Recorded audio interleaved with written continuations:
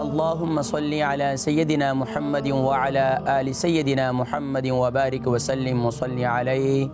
الحمد لله رب العالمين والصلاة والسلام على رسوله محمد وعلى آله وأصحابه أجمعين. أما بعد، فقد قال الله تبارك وتعالى في القرآن المجيد والفرقان الحميد: بسم الله الرحمن الرحيم. الحج أشهر معلومات. قال الله تبارك وتعالى في مقام آخر: بسم الله الرحمن الرحيم. ولله على الناس حج البيت من استطاع إليه سبيلا.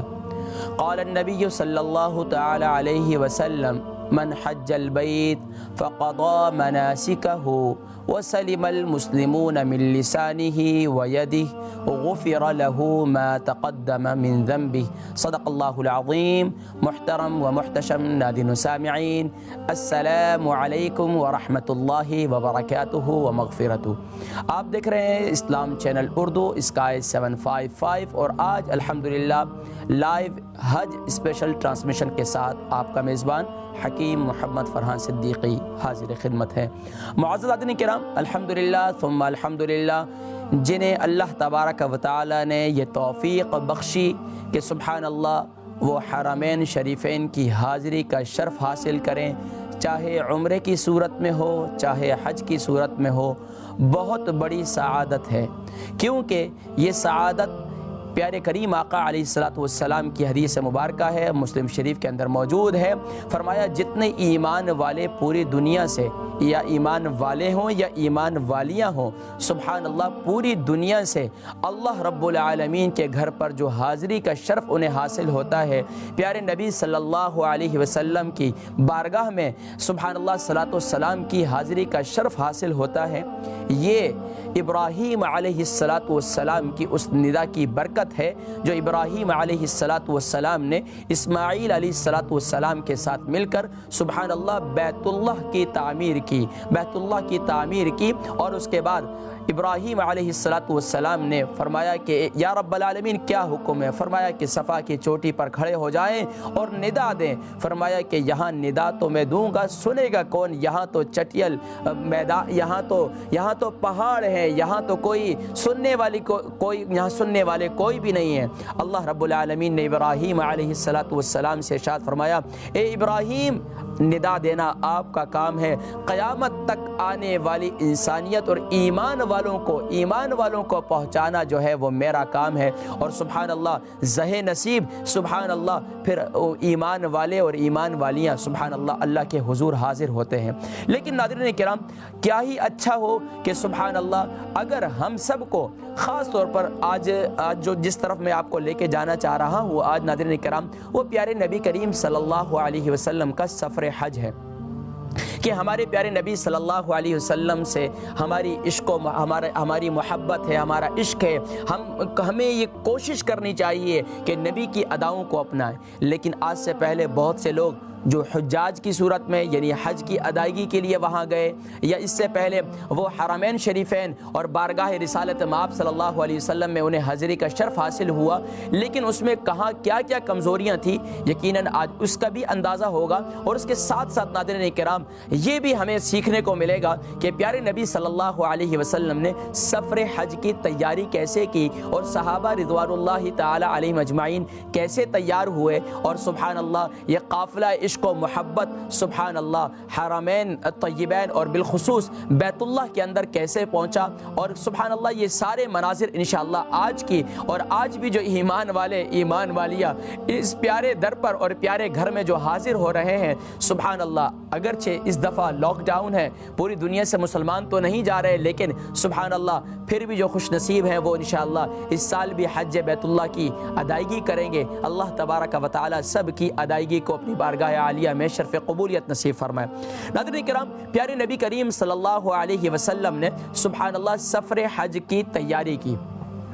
اور سبحان اللہ پیارے نبی کریم صلی اللہ علیہ وسلم نے سبحان اللہ یہ سفر حج کی تیاری کی، اور اس کا ظاہری بات ہے آقا علیہ الصلوۃ والسلام مدینہ طیبہ میں اور مدینہ منورہ میں رہائش پذیر رہے، اور پیارے نبی صلی اللہ علیہ وسلم نے یہاں سے میقات، جو مدینہ کا میقات ہے وہ ذوالحلیفہ ہے، جسے ابیار علی بھی کہا جاتا ہے۔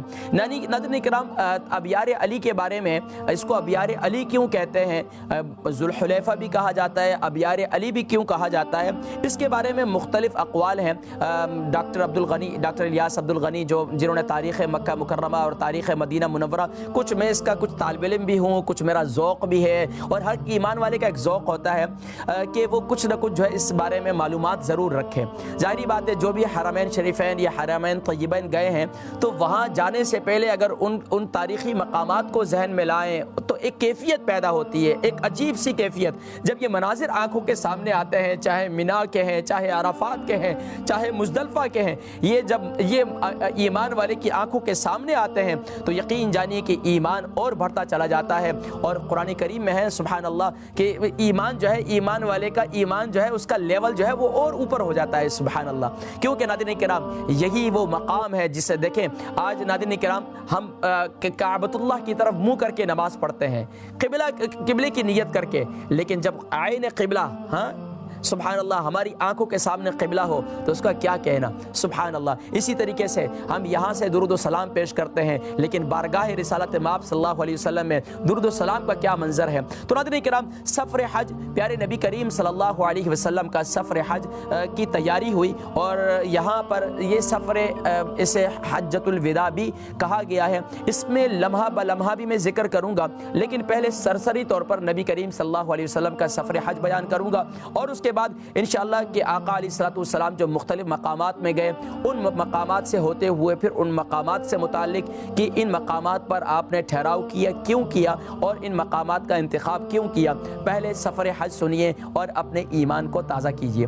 ناظرین کرام پیارے کریم آقا علیہ الصلوۃ والسلام نے حج کی تیاری کی، اور صحابہ رضوان اللہ تعالی علیہم اجمعین کو پتہ چلا کہ پیارے نبی صلی اللہ علیہ وسلم نے جو ہے حج کی تیاری کی ہے۔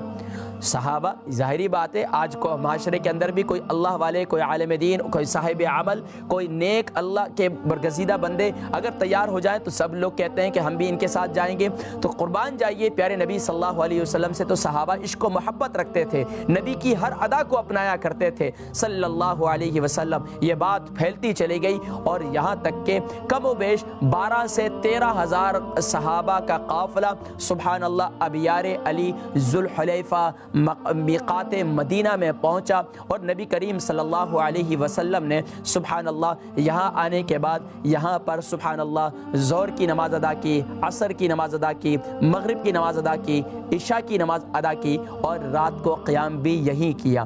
اور یہاں پر یہ بات بھی آتی ہے کیونکہ آقا علیہ الصلوۃ والسلام کے ساتھ آقا علیہ الصلوۃ والسلام کی ازواج مطہرات بھی تھیں، نبی کریم صلی اللہ علیہ وسلم کی بیویاں پاک نفوس قدسیہ، اور بالخصوص ہماری مائیں نبی کریم صلی اللہ علیہ وسلم کے ساتھ تھی، یہاں تک کہ سیدنا ابو بکر رضی اللہ تعالی عنہ بھی نبی کریم صلی اللہ علیہ وسلم کے ساتھ تھے، ان کی زوجہ سیدنا جو ہے وہ اسماء بنت ابی عمیس وہ بھی ساتھ میں تھی۔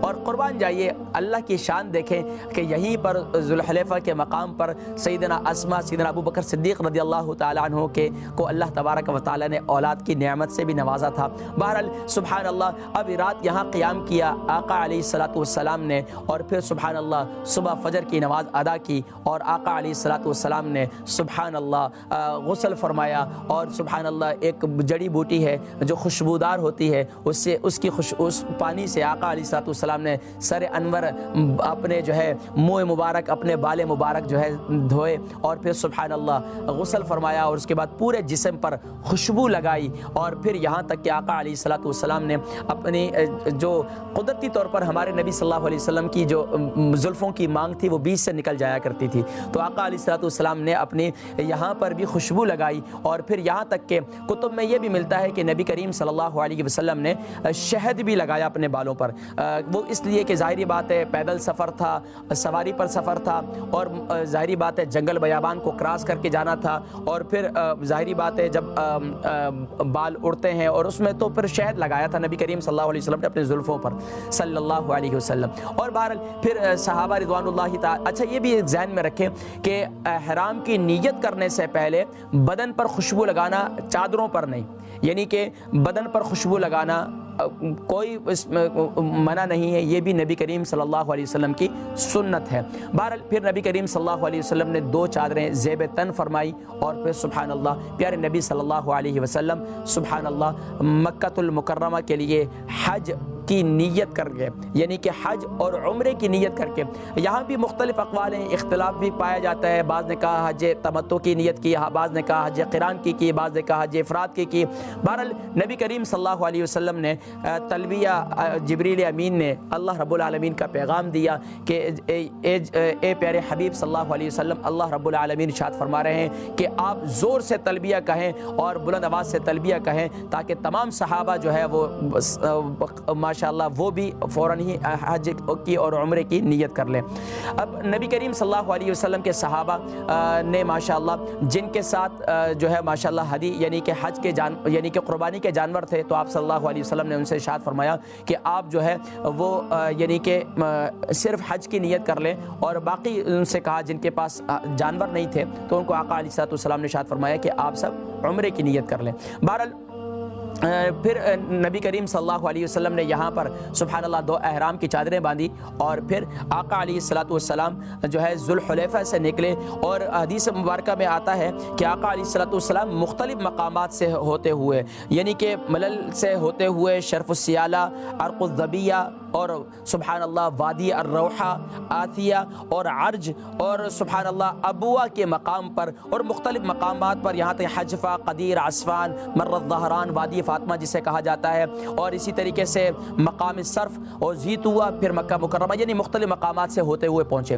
لیکن ناظرین کرام مزے کی بات یہ ہے کہ اگر میں جلدی ان مقامات کو بیان کر دوں تو وہ ایک تشنگی باقی رہتی ہے کہ یہ مقامات کون سے مقامات ہیں، کہ ان مقامات پر پہنچنا ایمان والی کی کتنی ایمان کی تازگی ہوتی ہے۔ مثال کے طور پر اگر ہم لے لیں نبی کریم صلی اللہ علیہ وسلم مختلف مقامات سے ہوتے ہوئے، ملل سے ہوتے ہوئے جو ہے وہ آقا علیہ السلام وادی الروحہ میں پہنچے۔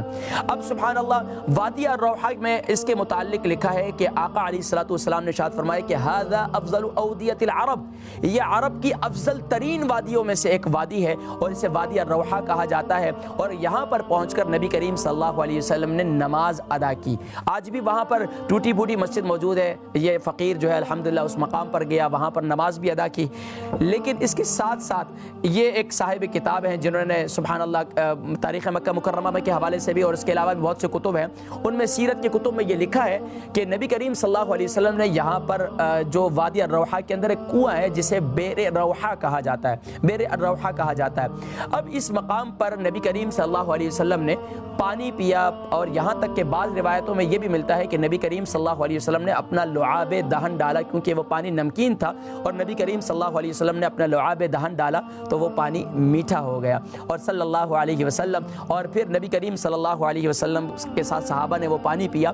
یہاں تک کہ تاریخ کی ایک کتاب کے اندر یہ بھی ملتا ہے کہ نبی کریم صلی اللہ علیہ وسلم نے یہاں بہت دیر کھڑے رہے، اور سبحان اللہ جو ہے وادی کی طرف اس کو نظر ڈالتے رہے، اور نبی کریم صلی اللہ علیہ وسلم سبحان اللہ اس وادی کا نظارہ کر کے اس سے محبت کا اظہار کر رہے تھے، اور پھر فرمایا کہ ھذا افضل اودیۃ العرب، یہ عرب کی افضل ترین وادیوں میں سے ہے۔ اور ناظرین کرام یہ کتب میں یہ بھی ملتا ہے کہ یہ مقام وہ مقام ہے کہ اس مقام پر 70 انبیاء تشریف لائے اور اسی کنویں سے پانی بھی پیا۔ اللہ اکبر، 70 کے قریب انبیاء علیہ السلام سبحان اللہ اس مقام پر تشریف لائے۔ اور یہاں ایک صاحب کتاب ہے سبحان اللہ، انہوں نے یہ بھی لکھا ہے کہ قیامت اس وقت تک قائم نہیں ہوگی، یعنی کہ جب عیسیٰ ابن مریم بھی اس کے پاس کنویں کے پاس نہ تشریف لائے. تو گویا کہ اس کنویں کا پانی جاری رہے گا. اور آج بھی وہ لوگ جو ڈائلیسس کے مریض ہیں وہ بیر روحہ کا پانی پیتے ہیں. اسے بیر شفا بھی کہا جاتا ہے, بیر روحہ بھی کہا جاتا ہے. اس سے پانی پیتے ہیں اور ماشاءاللہ اس سے شفا حاصل کرتے ہیں. بہرحال نبی کریم صلی اللہ علیہ وسلم عصفان اور مرو ظہران وادی فاطمہ سے ہوتے ہوئے نبی کریم صلی اللہ علیہ وآلہ وسلم جو ہے وہ ابوا کے مقام پر پہنچے. ابوا کے مقام پر جب پہنچے تو نبی کریم ابوا کا مقام ایک تو وہ مقام ہے کہ جو یعنی کہ بالکل شہری یعنی کہ تھوڑا سا ایسا مقام آتا ہے کہ جہاں سے سفر کرنا اگلی منزل کی طرف جانا بہت آسان ہے. لیکن نبی کریم صلی اللہ علیہ وسلم نے جس مقام کا صحابہ بھی یہ سمجھ رہے تھے, ظاہری بات ہے 12 سے 13 ہزار کا قافلہ وہ بڑھتا چلا گیا, مختلف مقامات پر قیام کیا, وہاں کے صحابہ اور دوسرے صحابہ بھی تشریف لاتے چلے گئے اور یہ قافلہ بڑھتا چلا گیا. کہا جاتا ہے حدیث کی کتب میں تقریباً کوئی 60,000 کے قریب, 60 سے 65 یا 70,000 کے مختلف اقوال ملتے ہیں کہ اتنا قافلہ جو ہے وہ تیار ہو گیا تھا. اب اتنے افراد کا ساتھ میں ہونا اور پھر نبی کریم صلی اللہ علیہ وسلم اب اپنی سواری کو لے کر اندر تشریف لے گئے. اب کس مقام کی طرف تشریف لے جا رہے ہیں؟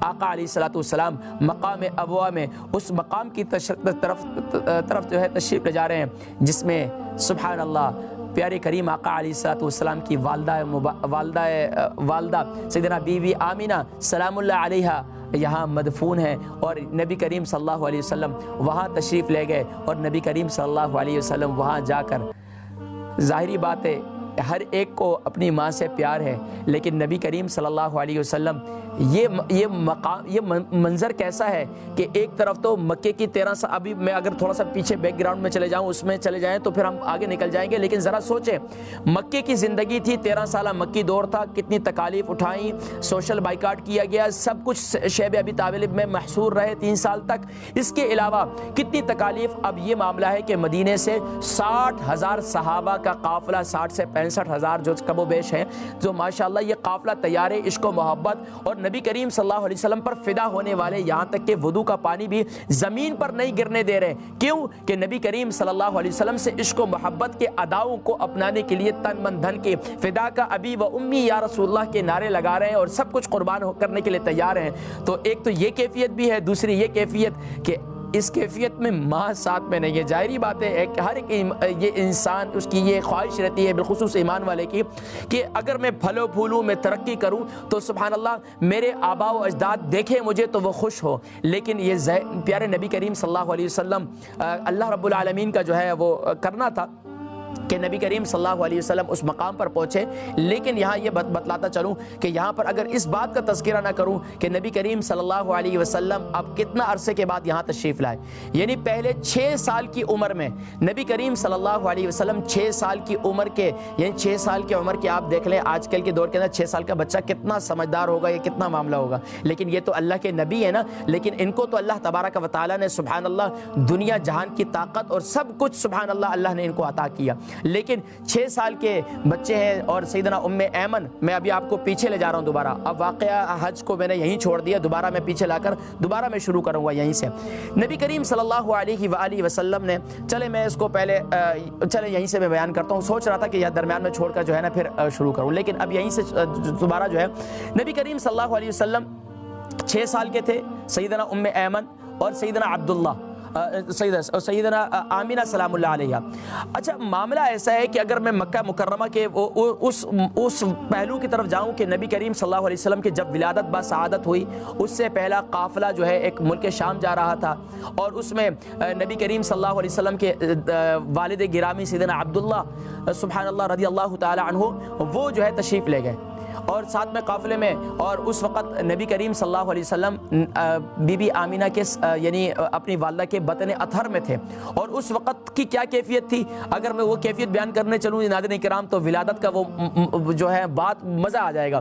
یعنی کہ نبی کریم صلی اللہ علیہ وسلم کے جب نبی کریم صلی اللہ علیہ وسلم سیدنا آمینہ سلام اللہ علیہ کے بطن اطہر میں تھے, یہاں تک کہ سیدنا عبد المطلب جو آپ کے دادا تھے ان سے ان کی یعنی کہ سیدنا آمینہ کی ساس نے سیدنا عبد عبد المطلب سے یہ شکایت کی کہ پتہ نہیں کیا وجہ ہے کہ یہ بہو جو ہے کس قسم کی خوشبو لگاتی ہیں کہ ابھی ظاہری بات ہے ایک عورت ہو، اس کے شوہر کا انتقال ہو جائے، عدت میں ہو اور وہ خوشبو لگائیں تو عجیب سا معاملہ ہوتا ہے، اور عرب کے اندر یہ سب سے ہاشمی گھرانہ اور سب صلی اللہ علیہ وسلم. اب وہ نبی کریم صلی اللہ علیہ وسلم کے دادا نے ان سے کہا کہ آپ پوچھ لیں بھئی کیا کون سی خوشبو لگاتے ہیں، اچھی نہیں ہے. لیکن پھر کہتی ہیں کہ جب میں ان کے قریب جاتی ہوں، سیدنا آمینہ کی ساس نے کہا سیدنا عبد المطلب سے کہ جب میں سیدنا آمینہ کے سامنے جاتی ہوں تو مجھ پہ ایسی گھبراہٹ طاری ہو جاتی ہے کہ مجھ سے ان سے بات نہیں کی جاتی. اللہ اکبر، آپ مرد ہیں، آپ بات کریں، ہو سکتا ہے کہ وہ آپ کو بتا دیں. سیدنا عبد المطلب نے سبحان اللہ سیدنا بی بی آمینہ سے پوچھا، اے آمینہ تم خوشبو کیوں لگاتے ہو؟ مکے والے شکایت کرتے ہیں اور بات کرتے ہیں کہ یہ بیوی جدھر سے جاتی ہے پانی جو یہ بیوی جدھر سے جاتی ہیں تو خوشبو وہاں راستے میں خوشبو ہو جاتی ہے. فرمایا کہ مجھے تو پتہ نہیں اے ابا جان، میں تو جہاں جو ہے اپنا لعاب پھینکتی ہوں وہاں سے بھی خوشبو آتی ہے. صلی اللہ علیہ وسلم. کیوں؟ نبی صلی اللہ علیہ وسلم بطن اطہر میں ہیں. اور پھر سبحان اللہ نبی کریم صلی اللہ علیہ وسلم بہرحال سیدنا آمینہ کہتی ہیں یہ صرف یہی بات نہیں ہے، یہ جتنی مٹکے بھرنے کے لیے، مشکیزیں بھرنے کے لیے، میرے ساتھ برتن بھرنے کے لیے، پانی بھرنے کے لیے جاتی ہیں کنویں پر تو یہ مجھے ساتھ میں لے جاتی ہیں تو میں پانی کا ڈول ڈالتی ہوں، پانی کا کنویں کا پانی بھی اوپر آ جاتا ہے، کنویں کا پانی بھی اوپر آ جاتا ہے اور ساری بھر لیتی ہیں. مجھے نہیں معلوم کہ جب سے جو ہے یہ اللہ تبارک و تعالیٰ کی عظیم نشانی میرے بطن میں آئی ہے تو یہ اللہ تبارک و تعالیٰ کی کرم نوازی ہے. بہرحال میں ابھی ولادت کا معاملہ چھوڑ رہا ہوں.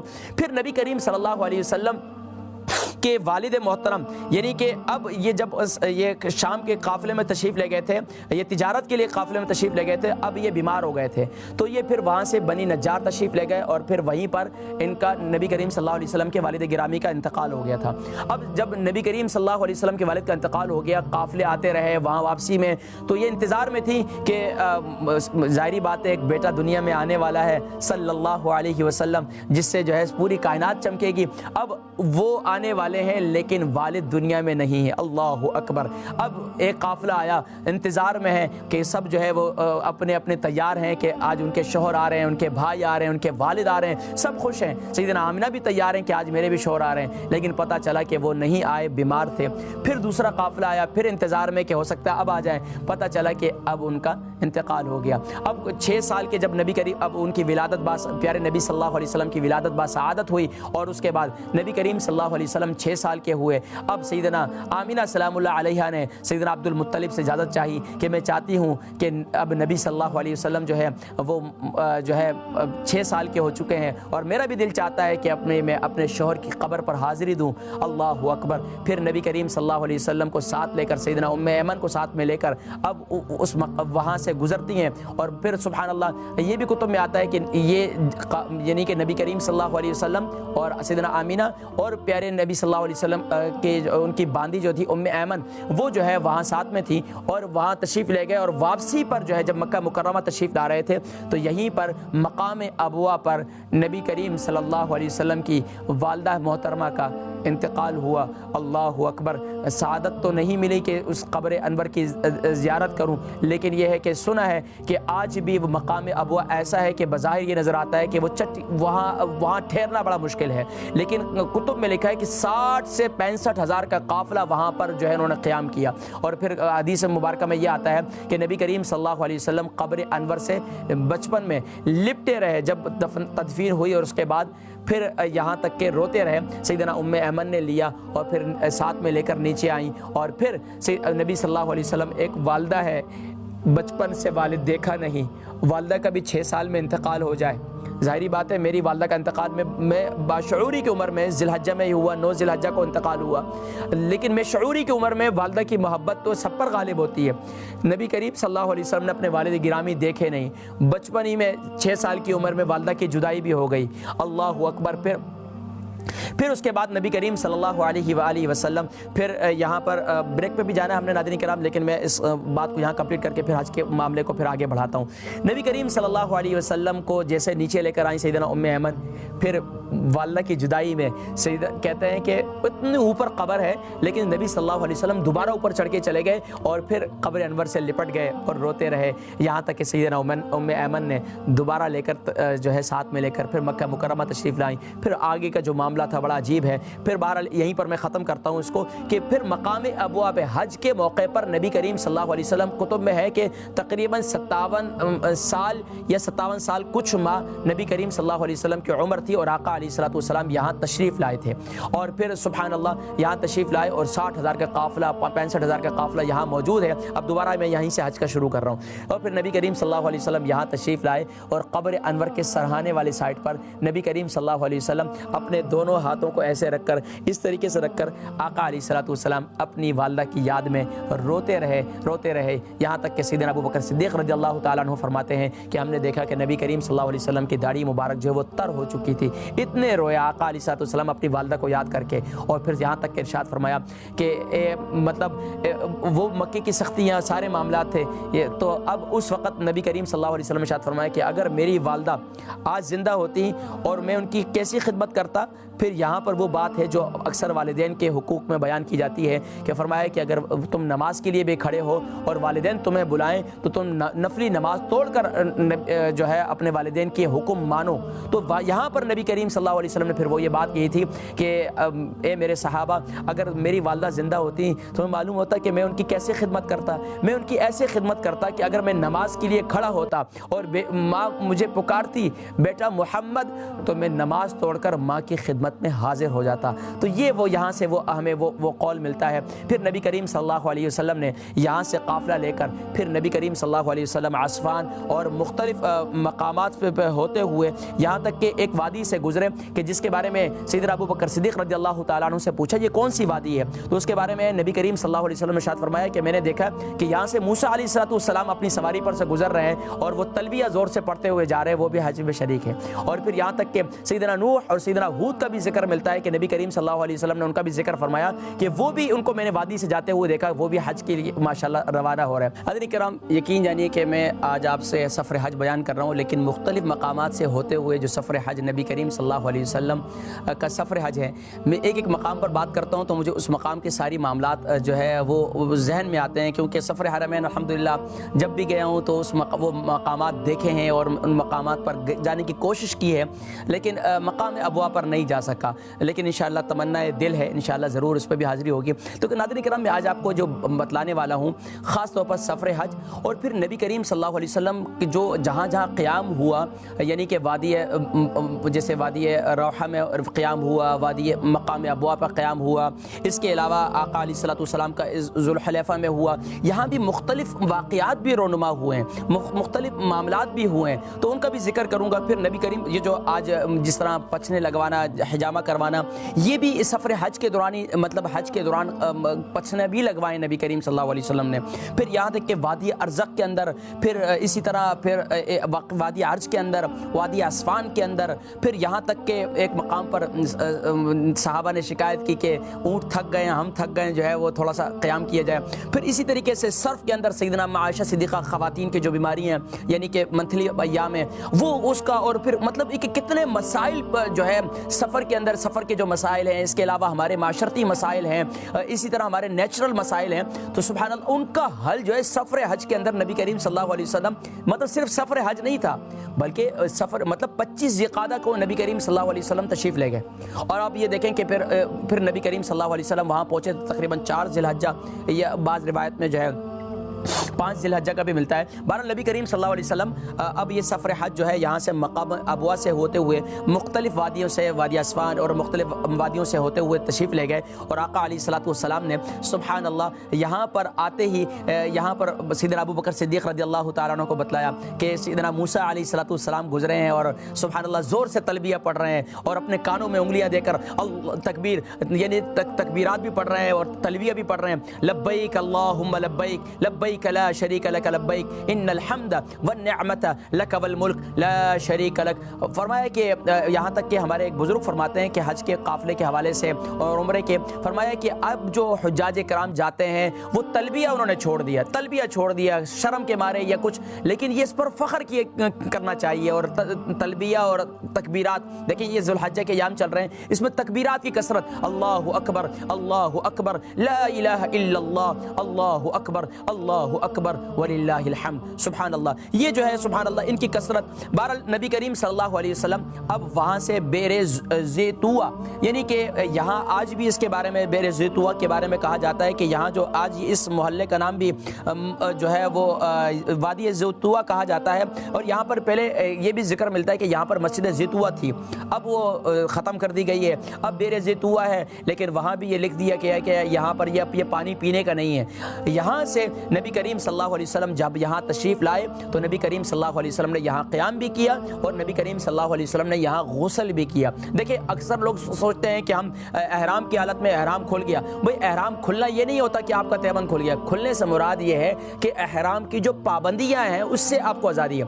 تو یہاں نبی کریم صلی اللہ علیہ وسلم نے غسل فرمایا بیر زیتوا کے پانی سے، اس کو پسند بھی فرمایا. اب مزے کی بات ایک اور بات بتاؤں، نبی کریم صلی اللہ علیہ وسلم کو جن پانیوں سے غسل دیا گیا ان میں ایک بیر زیتوا کا پانی بھی تھا.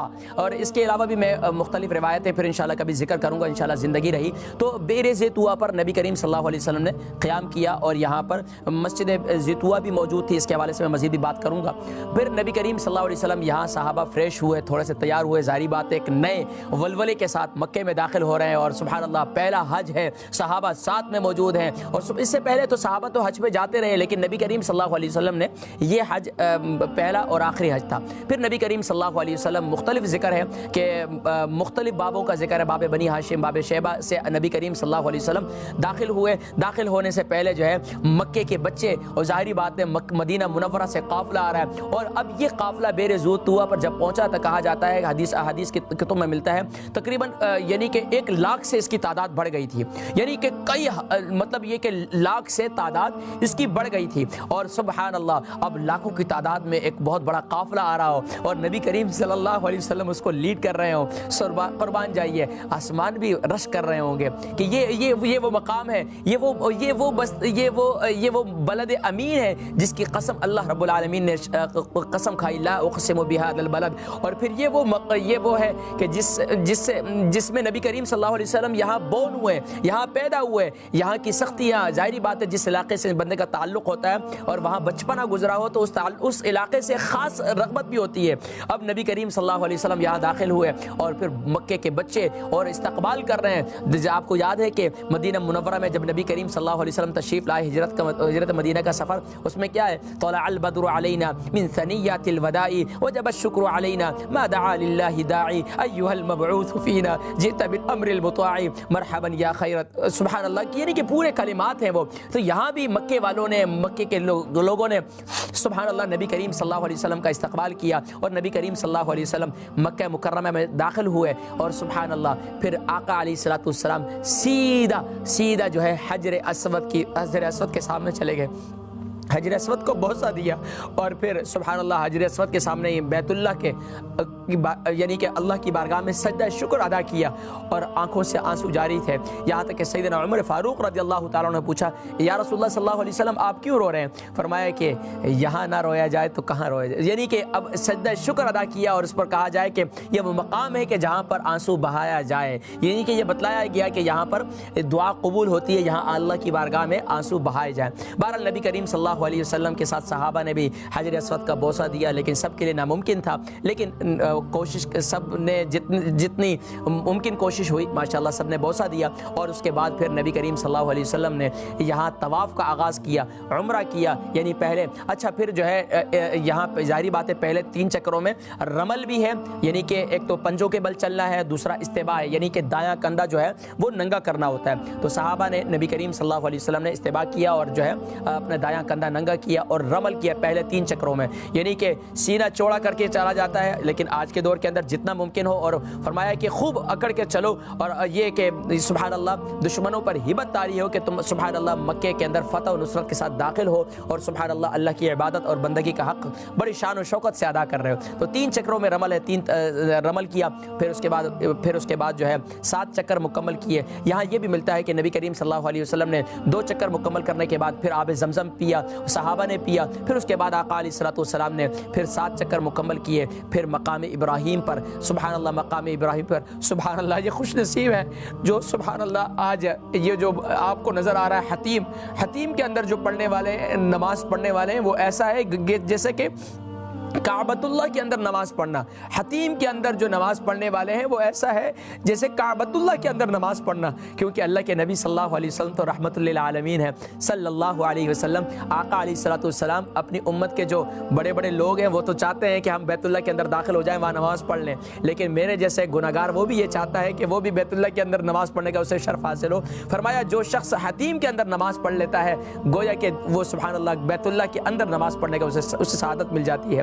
ناظرین کرام، نبی کریم صلی اللہ علیہ وسلم نے 2 رکعت نماز نفل ادا کیے، صحابہ نے ادا کیے، پھر آقا علیہ الصلوۃ والسلام کوہ صفا، آج جس طرح یہ پہاڑی ہے اس زمانے میں اس طرح پہاڑی تو نہیں تھی، تو نبی کریم صلی اللہ علیہ وسلم پھر کوہ صفا کی طرف تشریف لے گئے۔ اس زمانے میں باقاعدہ یہ چوٹی تھی اور درمیان میں ایسے ہی تھا، یعنی سیدنا حاجرہ سلام اللہ علیہا کا وہ منظر بھی آپ کو یاد ہوگا کہ جب آب زمزم کا جاری ہونا وہ کس طرح تھا کہ کوہ صفا کی ایک چوٹی تھی اور ایک کوہ مروہ کی یعنی کہ ایک چوٹی تھی، اور پھر نبی کریم صلی اللہ علیہ وسلم چوٹی پر پورے چڑھے، اور پھر پورا چڑھ کر جب بیت اللہ پر پوری نظر پڑی تو پھر نبی کریم صلی اللہ علیہ وسلم نے سبحان اللہ اچھا مزے کی بات یہ کہ جو استعلام کرنا ہے، یہاں یہ بات میری رہ گئی کہ ہر چکر کے پر نبی کریم صلی اللہ علیہ وسلم جب اس کے چکر کا آغاز کیا تو اب ظاہری بات ہے حجر اسود کا بوسہ دینا جو ہے یہ بھی سنت ہے، لیکن اس وقت ظاہری بات ہے ایک تو اتنی تعداد تھی اور سب کا بوسہ دینا ناممکن تھا، تو نبی کریم صلی اللہ علیہ وسلم نے یہ امت کو یہ تعلیم فرمائی کہ اگر تم بوسہ نہ دے سکو تو نبی کریم صلی اللہ علیہ وسلم کے ہاتھ میں چھڑی مبارک تھی۔ یہ بھی کہا جاتا ہے کہ نبی کریم صلی اللہ علیہ وسلم نے کچھ چکر طواف کے جو ہے وہ اونٹنی پر سوار ہو کر کیے تاکہ صحابہ کو سیکھنے کے، کیونکہ بہت سے صحابہ تھے جن کی تربیت کرنی تھی، جو نئے نئے اسلام میں داخل ہوئے تھے، تو پھر ان کو جو ہے سکھانا مطلوب بھی تھا، ایک تو اونٹنی پر سوار ہو کر بھی طواف کے کچھ چکر کیے، اور یہ بھی بتلایا کہ آقا علیہ الصلوۃ والسلام نے اس کا استلام کیا، اور بعض روایت میں یہ بھی آتا ہے کہ نبی کریم صلی اللہ علیہ وسلم نے رکن یمانی کا بھی بوسہ دیا، اور آج بھی رکن یمانی جو ہے رکن یمانی اور حجر اسود یہ جو حصہ ہے یہاں پر یہ بھی ملتا ہے کہ نبی کریم صلی اللہ علیہ وسلم نے جو جامع دعا تعلیم فرمائی اور نبی کریم صلی اللہ علیہ وسلم جو دعا پڑھی وہ کیا تھی؟ ربنا آتینا فی الدنیا حسنہ وفی الآخرۃ حسنہ وقنا عذاب النار، یہ جامع دعا ہے۔ اس کے علاوہ بہت سی دعائیں ہر چکروں کی لوگوں نے لکھی ہیں لیکن سنت نہیں ہے، بہرحال آپ اس کو پڑھ سکتے ہیں اگر آپ کی ادائیگی درست ہے، ادائیگی درست نہیں ہے تو آپ فضول میں، ہمارے یہاں بہت لوگ جو ہے راستوں میں ٹکرے مار رہے ہوتے ہیں، دوسروں کو ٹھوکر لگ رہی ہوتی ہیں اور وہ کتاب ہاتھ میں لیے وہ جا رہے ہوتے ہیں، بھائی نہیں، اگر آپ کو آتی ہیں آسانی سے پڑھ سکتے ہیں، فلوئنسی ہے تو آپ ضرور جو ہے یہ دعائیں بھی پڑھ سکتے ہیں، کوئی حرج نہیں ہے، لیکن کثرت سے اللہ کا ذکر سبحان اللہ الحمدللہ اللہ اکبر لبیک اللہم لبیک لبیک لا شریک، کیا ہے لبیک اللہم لبیک؟ یا اللہ میں حاضر ہوں، لبیک میں حاضر ہوں انہی گناہوں کے ساتھ، یا اللہ ان گناہوں کو معاف کر دے، یا اللہ میں ساری بیماریوں کے ساتھ میں حاضر ہوں، یا اللہ ان بیماریوں کو دور کر دے، لبیک اللہم لبیک، یہ ساری کیا کلمات ہیں ناظرین کرام، یہ کوئی معمولی بات نہیں ہے۔ پھر میں کسی موقع پر حج عمرے کی جب ہم نے ٹریننگ دی ہے بہت سی، تو اس میں ایک کیفیت عجیب سی بنتی ہے کہ جب حاجی جو ہے جب بیت اللہ کے سامنے جاتا ہے اور بیت اللہ کو اپنی پہلی نظر سے دیکھتا ہے تو کیا کہا شاعر نے؟ کعبے پہ پڑی جب پہلی نظر کیا چیزیں تھی دنیا بھول گیا، مطلب کعبے پہ نظر جو ہے نا وہ پڑھنے کے بعد جو ہے انسان کی کیفیت کیا بنتی ہے، جس طرح جو ہے وہ شاعر نے دوسرے کہا کعبے کی رونق، کعبے کا منظر، اللہ اکبر، کعبے کی رونق کعبے کا منظر، اللہ اکبر اللہ اکبر۔ شاعر کہتا ہے قطرے کو جیسے سمندر سمیٹے مجھ کو مطاف اپنے اندر سمیٹے جیسے سمیٹے آغوش مادر۔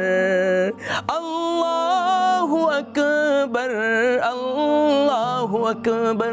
ناظرین کرام وقت نہیں ہے، آپ کی کالز بھی شامل کرنی ہے، دل چاہتا ہے کہ اس کعبے سے باہر نہ نکلیں۔ اور نبی کریم صلی اللہ علیہ وسلم جب کوہ صفا پہ تشریف لے گئے تو نبی کریم صلی اللہ علیہ وسلم نے جب کوہ صفا پہ تشریف لے گئے تو وہاں فوراً جب کعبۃ اللہ کو دیکھا تو فوراً کہا اللہ اکبر وللہ الحمد، بسم اللہ اللہ اکبر وللہ الحمد۔ تو یہاں یہ بتلانا مقصود تھا کہ یعنی کہ کعبۃ اللہ کا جب چکر شروع کر رہے ہیں تو استلام نبی کریم صلی اللہ علیہ وسلم نے عصا کا یعنی کہ ڈنڈی مبارک تھی، آپ نے چھڑی مبارک تھی، اس کی طرف اشارہ کیا، استلام کیا اور اس کو چوم لیا۔ تو آج کیا ہمارے لیے ہم استلام کرتے ہیں حجر اسود کی طرف، بسم اللہ اللہ اکبر وللہ الحمد، اس طرح استلام کرتے ہیں۔ تو یہاں یعنی کہ طواف کے ہر چکر شروع ہونے سے پہلے استلام کرنا یہ سنت ہے۔ اسی طریقے سے جب آپ کوہ صفا پہ تشریف لے گئے تو یہاں بھی استلام کرنا یہ سنت ہے۔ نبی کریم صلی اللہ علیہ وسلم نے کوہ صفا پر کھڑے ہو کر حجر اسود کی طرف استلام کیا اور پھر آپ نے سبحان اللہ سعی کا آغاز کیا۔ یہاں پر یہ بھی ملتا ہے نبی کریم صلی اللہ علیہ وسلم نے اونٹنی پر سوار ہو کر جو ہے وہ آپ نے جو ہے وہ سعی کی اور تاکہ صحابہ کو سکھلایا جائے، صحابہ کو بتلایا جائے۔ اور نبی کریم صلی اللہ علیہ وسلم نے اس مقام پر جسے جو ہے میلین اخضرین کہتے ہیں، جن پر آج بھی گرین لائٹ موجود ہے، جہاں سیدنا حاجرہ سلام اللہ علیہا دوڑی تھی، آج بھی مجھے وہ وقت یاد ہے۔ میں اپنی والدہ محترمہ میری ساتھ تھی، میں والدہ محترمہ کے ساتھ تھا تو والدہ محترمہ کہنے لگی کہ یہ کیا عبادت ہے، مطلب کیا انداز ہے، کعبۃ اللہ کے چکر لگا رہے ہیں، سعی کے چکر لگا رہے ہیں، یہ کیا ہے؟ یہ صرف اللہ اپنے محبوب بندوں کی اداؤں کو اپنانے کے لیے کہہ رہے ہیں کہ میری بندی یہاں سے وہ دوڑی تھی، اب یہاں آپ نے ایسا ہی عمل کرنا ہے۔ تو اب خواتین جو دوڑتی ہیں یہ غلط طریقہ ہے، تو خواتین کو یہاں دوڑنا نہیں چاہیے بلکہ یہاں سے تیز قدموں سے چلنا چاہیے۔ اور اسی طرح مردوں کے لیے یہ ہے کہ وہ تیز قدموں سے چلیں اور یہاں دعا کریں، رب اغفر ورحم وانت العز الاکرم انک تعلم ما لا تعلم۔ یہ پوری دعائیں ہیں یہاں پر، یعنی کہ یہاں دعا کی جائے، یہاں پر یہ دعا کی قبولیت کا وقت ہے، یہاں دعا کی قبولیت کا مقام ہوتا ہے۔ بہرحال ناظرین کرام اس میں ہم جائیں گے تو بہت آگے نکل جائیں گے انشاءاللہ، پھر اس کا میں کسی موقع پر ذکر کروں گا۔ پھر مروہ پہ پہنچے، مروہ پہ پہنچنے کے بعد پھر یہ ایک چکر کمپلیٹ ہوا، پھر اس کے بعد پھر صفا پر یعنی کہ 7 چکر کمپلیٹ ہوئے اور آقا علیہ الصلوۃ والسلام نے پھر صحابہ رضوان اللہ تعالی علیہم اجمعین نے نبی کریم صلی اللہ علیہ وسلم نے پہلا اپنا جو ہے وہ آپ نے حلق کروایا۔ اچھا یہاں پر دو باتیں ملتی ہیں، بعض نے یعنی کہ نبی کریم صلی اللہ علیہ وسلم نے حلق، دیکھیں حلق کرنے والے پر نبی کریم صلی اللہ علیہ وسلم نے ان کے لیے دعائیں دی ہیں، اور قصر کرنے والوں کے لیے ایک دعا ہے اور حلق کرنے والوں کے لیے 2 دعائیں صلی اللہ علیہ وسلم، یعنی کہ جو بالکل گنج کر لیتے ہیں۔ اب ہمارے اکثر لوگ یہ ہے کہ وہاں جاتے بھی ہیں، اتنا پیسہ بھی خرچ کرتے ہیں، ایک تمنا دل بھی لے کے جاتے ہیں، لیکن زلفوں سے پیار ہے، بالوں سے پیار ہے، وہ قربان نہیں کرتے۔ اللہ اکبر۔ بہرحال یہاں بھی یہ روایت ملتی ہے کہ نبی کریم صلی اللہ علیہ وسلم نے اپنے منہ مبارک کو تقسیم کیا، اور یہاں بھی یہ روایت ملتی ہے کہ آقا علیہ الصلوۃ والسلام نے 10 ذی الحجہ جب حج کا معاملہ ختم کیا تو اس وقت بھی نبی کریم صلی اللہ علیہ وسلم نے بہرحال اب یہاں پر نبی کریم صلی اللہ علیہ وسلم یہاں پر نبی کریم صلی اللہ علیہ وسلم نے یعنی کہ حج اور حج قران کی نیت کی تھی، یہاں میں بات رہ گئی، غلط ہوگی مجھ سے، کہ یہاں نبی کریم صلی اللہ علیہ وسلم نے احرام نہیں کھولا، بلکہ آقا علیہ الصلوۃ والسلام نے ان صحابہ سے فرمایا کہ جن کے پاس یعنی کہ ہدی قربانی کے جانور نہیں تھے ان کو فرمایا آپ لوگ احرام کھول دیں، تو ان کے احرام کھول دیے گئے اور وہ عمرے سے آزاد ہو گئے، وہ قربانی۔ لیکن نبی کریم صلی اللہ علیہ وسلم نے حج قران کیا تھا، یعنی کہ آقا علیہ الصلوۃ والسلام نے عمرہ اور حج ایک ساتھ کی نیت کی تھی۔ پھر آقا علیہ الصلوۃ والسلام سبحان اللہ یہاں پر یہ بھی ملتا ہے کہ آقا علیہ الصلوۃ والسلام وادی بطحا میں تشریف لے گئے اور پھر وہاں آقا علیہ الصلوۃ والسلام نے قیام کیا، اور پھر یہاں یہ بھی ملتا ہے کہ نبی کریم صلی اللہ علیہ وسلم پھر بیت اللہ میں آئے اور دعا کی، اجتماعی دعا کی۔ بہرحال اس کے بعد یہ ملتا ہے کہ وادی بطحا میں تشریف لے گئے اور پھر نبی کریم صلی اللہ علیہ وسلم 4 دن تک آقا علیہ الصلوۃ والسلام تشریف نہ لائے، اس لیے کہ ظاہری بات ہے اگر تشریف لاتے ایک تو یہ تھا کہ مختلف معاملات میں امت کے لیے آسانی پیدا کرنی تھی، ظاہری بات ہے حجاج اکرام جاتے ہیں، سفر سے جاتے ہیں، سارے معاملات جاتے ہیں، ایک تو یہ کہ نفلی عبادت پر اگر دوام کرتے تو امت جو ہے وہ مشقت کا شکار ہوتی ہے۔ آقا علیہ الصلوۃ والسلام نے ارشاد فرمایا نا مسواک کے بارے میں، لولا یعنی کہ اگر مجھے امت میں مشقت کا خوف نہ ہوتا تو میں لوگوں کو مسواک کو لازم کر لیتا ہر نماز کے لیے، یعنی کہ آقا علیہ الصلوۃ والسلام کی سنت ہے۔ اسی طریقے سے نبی کریم صلی اللہ علیہ وسلم اگر حج کے بہت سے معاملات کر لیتے تو امت میں ظاہری بات ہے پھر مشکلات ہوتی، تو آقا علیہ الصلوۃ والسلام قربانی قربان جائیے کتنے احسانات ہیں کہ وہ امت کے لیے آج بھی لوگ کہتے ہیں حج اتنا مشکل ہے. تو نبی کریم صلی اللہ علیہ وسلم وادی بطحا میں آپ نے قیام کیا. یہاں بھی بہت سے واقعات ہوئے, انشاءاللہ اس کا بھی تذکرہ کروں گا وقت اگر میرے کو ملا, کیونکہ وقت بہت مختصر ہے. آپ کی کالز بھی شامل کرنی ہے انشاءاللہ. آخری اس ٹائم میں نہیں, انشاءاللہ جب بریک کے بعد دوبارہ حاضر ہوں گا تو پھر انشاءاللہ میں آپ کی کالز لوں گا انشاءاللہ. اب ناظرین کرام, پھر نبی کریم صلی اللہ علیہ وسلم 7 ذی الحجہ کو تشریف لائے, کعبۃ اللہ میں تشریف لائے 7 ذی الحجہ کو, اور آقا علیہ الصلوۃ والسلام نے یہاں صحابہ رضوان اللہ تعالی علیہم اجمعین کو حج کی تعلیم دی, گویا کہ حج کی ٹریننگ دی. دیکھیں بہت سے لوگ ناظرین کرام حج پہ جاتے ہیں, یقین جانیے مال خرچ کرتے ہیں, پیسہ خرچ کرتے ہیں. آج UK یورپ سے لوگ جاتے ہیں تو کتنے ہزار پاؤنڈ لگتے ہیں, لیکن سیکھتے نہیں. یقین جانیے کہ اپنے کتنے اعمال کو وہ ضائع کرتے ہیں, انہیں پتہ نہیں ہوتا, لیکن سیکھتے نہیں ہیں خدا را حج پہ جانے سے پہلے. اب تو اللہ تبارک و تعالی انشاءاللہ آئندہ سال زندگی رہی تو انشاءاللہ اللہ کریم نے کرم فرمایا تو انشاءاللہ ہماری بھی حج بیت اللہ کی سعادت ہمیں نصیب ہوگی, تو انشاءاللہ وہ منظر پھر ہم بھی دیکھیں گے. تو بہرحال نبی کریم صلی اللہ علیہ وسلم کا سفر حج آقا علیہ الصلوۃ والسلام نے یہاں تعلیم فرمائی امت کو اور تربیت دی, اور یہاں پر پھر 7 ذی الحجہ گزری. پھر 8 ذی الحجہ کو نبی کریم صلی اللہ علیہ وسلم نے بعد نماز فجر پھر جو ہے ماشاءاللہ پھر آقا علیہ الصلوۃ والسلام مینا کی طرف تشریف لے گئے, اور پھر سبحان اللہ پھر یہاں سے سبحان اللہ پھر کیا ہے پھر 9 ذی الحجہ کو مطلب مینا کی طرف رہے. پھر وہاں پر آپ نے ظہر عصر وہاں ادا کی, پھر مغرب عشاء جو ہے وہاں ادا کی, اس کے بعد جو ہے سبحان اللہ پھر فجر ادا کی, اور اس کے بعد جو ہے 9 ذی الحجہ آپ جانتے ہیں وقوف عرفہ, اور پھر آقا علیہ الصلوۃ والسلام عرفات کی طرف تشریف لے گئے. جب عرفات کو تشریف لے گئے, اب عرفات کو عرفات بھی کیوں کہتے ہیں, اس میں کئی چیزیں ہیں. ایک تو بڑا مشہور قول ہے عرفات کو عرفات اس لیے کہتے ہیں کہ یہاں پر جو ہے سیدنا حوا سلام اللہ علیہا اور جو ہے سیدنا آدم علیہ الصلوۃ والسلام کی ملاقات ہوئی, انہوں نے ایک دوسرے کو پہچانا جب جنت سے زمین پر اتارے گئے تھے. اسی طریقے سے یہاں یہ بھی کہ انسان کو اپنے گناہوں کی پہچان ہوتی ہے اور اللہ کی بارگاہ میں دعا کرتے ہیں. میں پھر اس پر مزید بات کرتا ہوں, اس پر بہت اقوال ہیں. بہرحال عرفات میں موقع پہنچے یہاں پر. اب نبی کریم صلی اللہ علیہ وسلم نے زوال کے بعد جو ہے وہ آقا علیہ الصلوۃ والسلام نے پھر یہاں خطبہ ارشاد فرمایا, اور خطبہ ارشاد فرمایا. اب وہ جو ہے پوائنٹ بہت ضروری ہیں وہ امت مسلمہ کے لیے, کیونکہ ناظرین کرام وہ ہمارے لیے مشعل راہ ہے.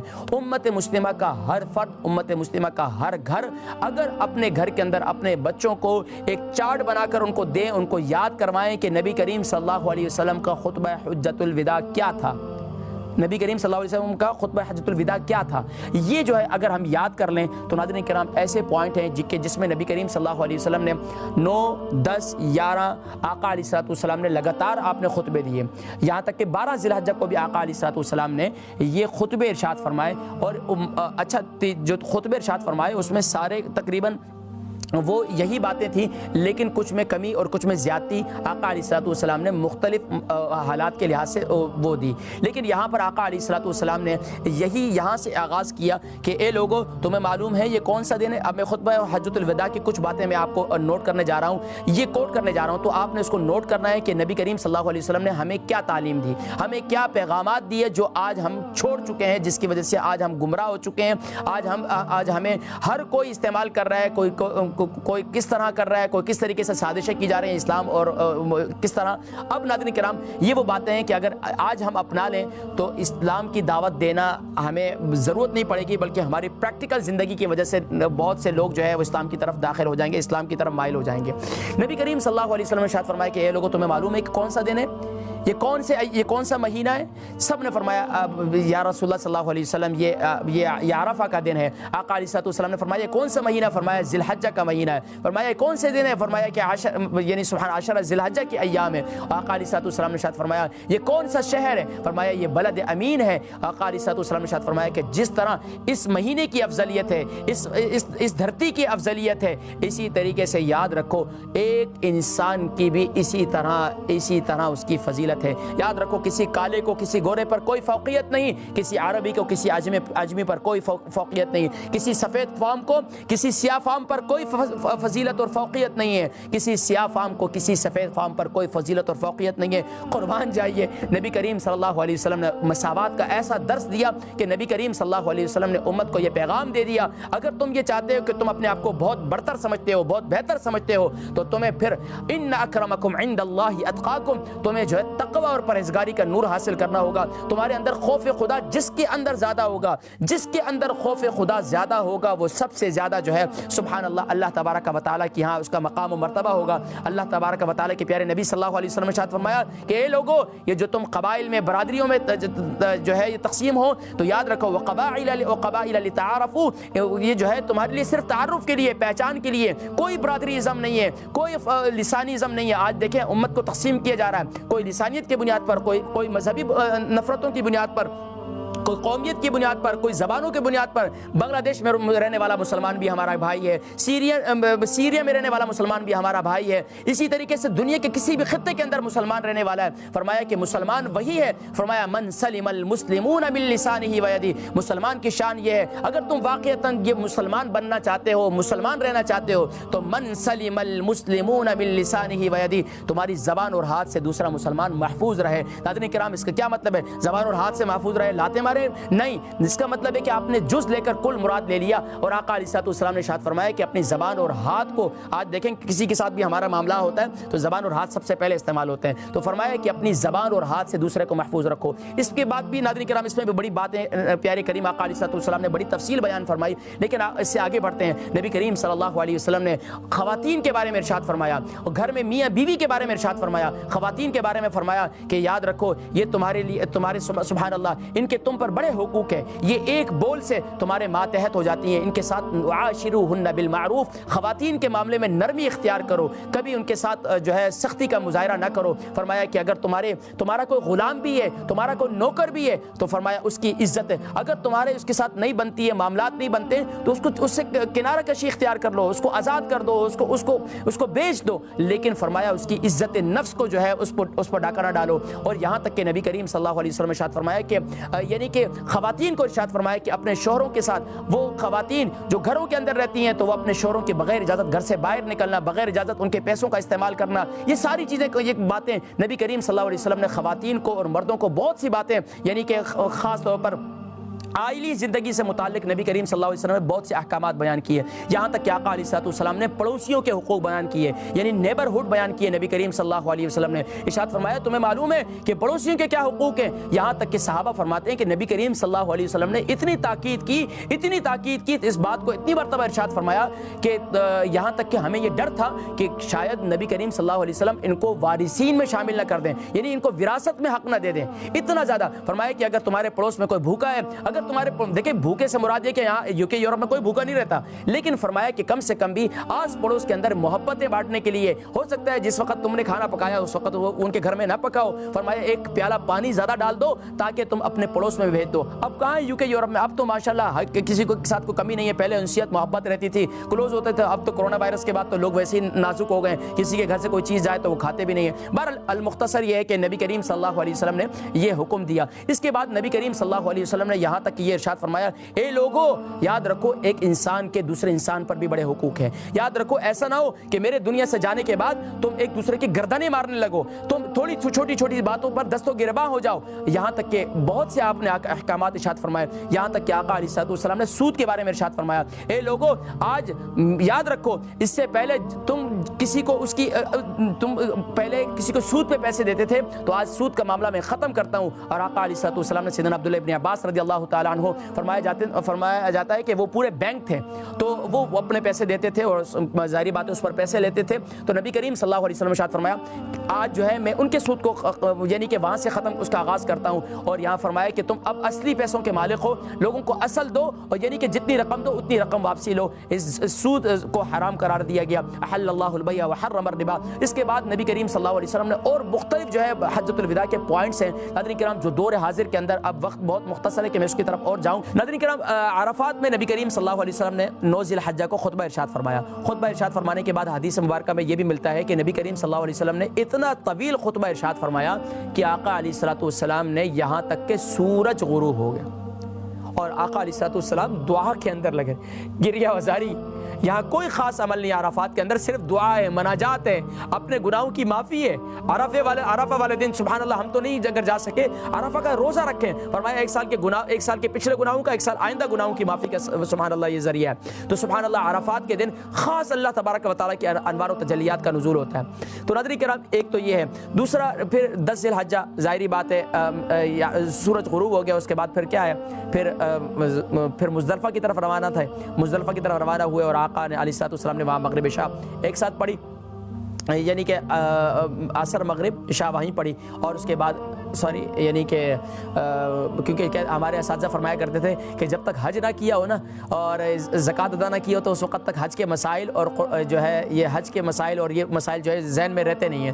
تو ظاہری بات ہے اب تک حج کیا نہیں تو یہ نہیں معلوم کہ مزدلفہ کو، لیکن ذہن میں ہے ماشاءاللہ۔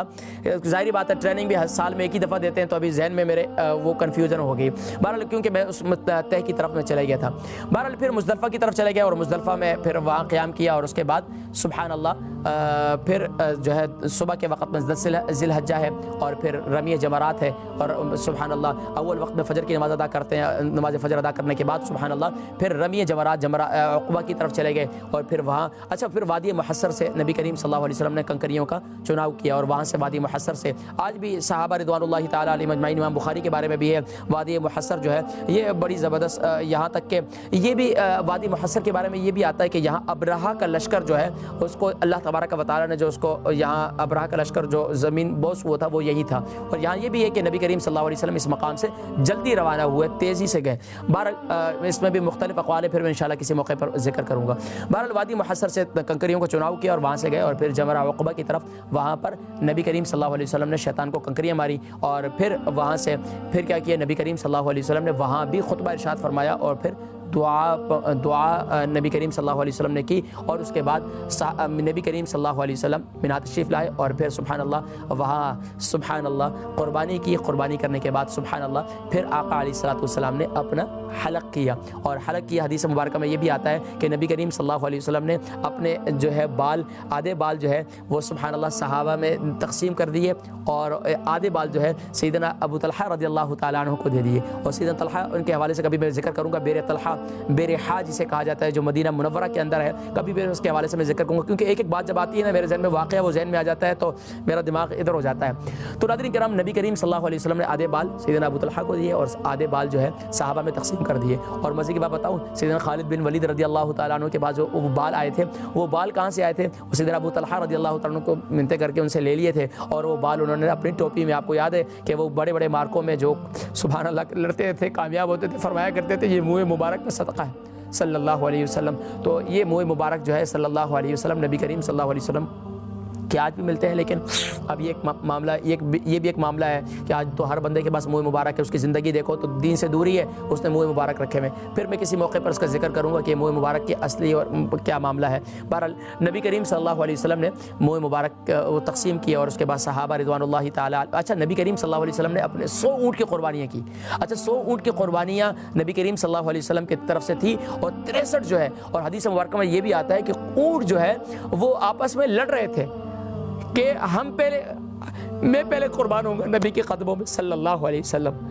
تو بغیر باندھے بغیر کچھ کیے نبی کریم صلی اللہ علیہ وسلم ان کو نحر کر رہے تھے۔ نحر الحمدللہ میں نے پچھلے سال کیا پاکستان، تو یہ بھی میں نے سنت زندگی نحر جو ہے وہ ان کو کھڑے کھڑے جو ہے وہ نحر کیا جاتا ہے، تو نبی کریم صلی اللہ علیہ وسلم نے ان کو نحر کیا، اور پھر 63 اونٹ کیے، اور اس کے بعد سیدنا علی رضی اللہ تعالیٰ کو فرمایا کہ آپ ان کو ذبح کر دیں، اور پھر فرمایا کہ علی اس کے ہر گوشت ہر جانور کے ہر بوٹی جو ہے ہر یعنی کہ مختلف کھانے پکائے گئے، فرمایا کہ سب میں ڈال دی جائے، اور پھر آقا علیہ الصلوۃ والسلام نے ازواج مطہرات کی طرف سے فرمایا کہ ایک گائے ذبح کروائی، ایک گائے ذبح کروائی، اور پھر وہ گوشت وغیرہ سب نے کھایا، اور ماشاءاللہ نبی کریم صلی اللہ علیہ وسلم نے باقی فرمایا کہ صحابہ کو تقسیم کر دیں، اور باقی مساکین میں اور صحابہ میں تقسیم کر دیے گئے۔ اور پھر اس کے بعد سبحان اللہ یعنی کہ 10 ذی الحجہ ہے، اور 10 ذی الحجہ پھر آقا علیہ الصلوۃ والسلام اس کے بعد جو ہے طواف کے لیے تشریف لائے، طواف کیا، اور پھر سبحان اللہ حجر اسود کا بوسہ دیا، اور وہاں مقام ملتزم یہ بھی آتا ہے کہ آقا علیہ الصلوۃ والسلام نے 10 ذی الحجہ کو بھی اور 11 ذی الحجہ کو بھی آقا علیہ الصلوۃ والسلام نے سبحان اللہ اپنا چہرہ انور جو ہے ملتزم کے ساتھ لگایا، اور اپنے سیرے مبارک لگایا اور کھڑے رہے۔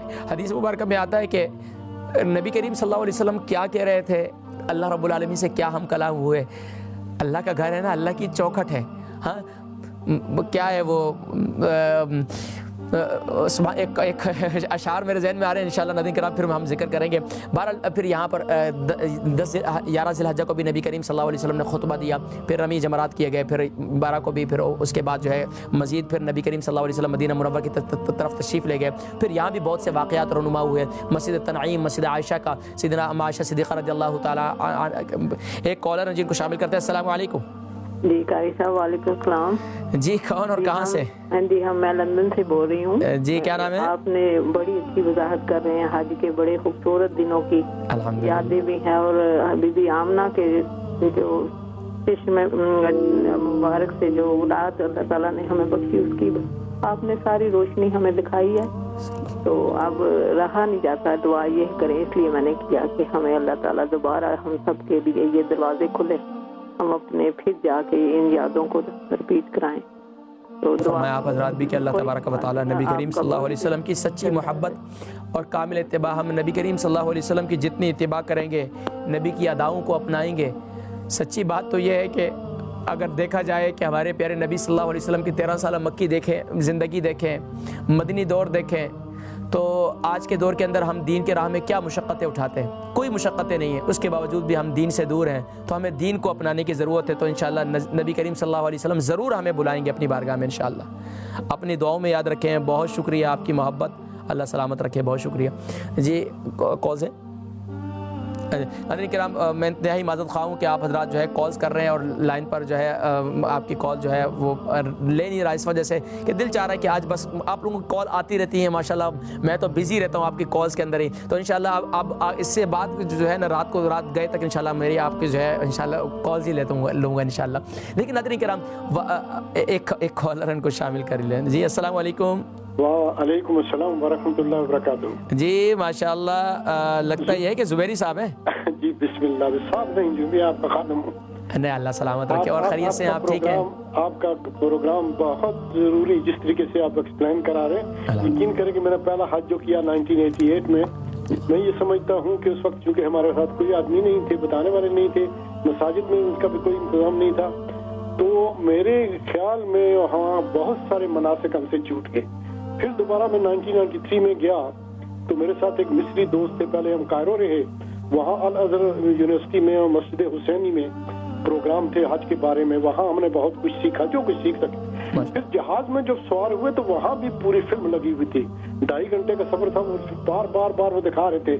الحمدللہ جناب، یہ جتنی بھی بڑی، یعنی میں سمجھتا ہوں کہ اس کے بعد تو میں 5 بار اور حاضری کر رہے ہوں، 6 بار۔ سبحان اللہ، ماشاءاللہ ماشاءاللہ ماشاءاللہ۔ آپ جو فرما رہے ہیں یہ اتنا ضروری ہے کہ ہمیں یہ پہلے کرنا چاہیے تھا، اور یقین جانے کے بہت سارے آدمی وہاں میں نے دیکھا، میں نے خود بھی کچھ غلطیاں کی، اور ایسے آدمی، ایک آدمی پوچھ رہا تھا وہ کہاں ہے، تو میں نے اس سے پوچھا بھائی وہ کہاں ہے، کہنے کہ وہاں جو مائی بکریاں جب چراتی تھیں، تو مجھے سمجھ لگ گیا وہ صفا مروہ کی بات کر رہا ہے، بکریاں تو کہاں تھی، میں نے کہا صفا مروہ، تو میں نے اس کو بتایا کہ یہاں سے شروع کرو۔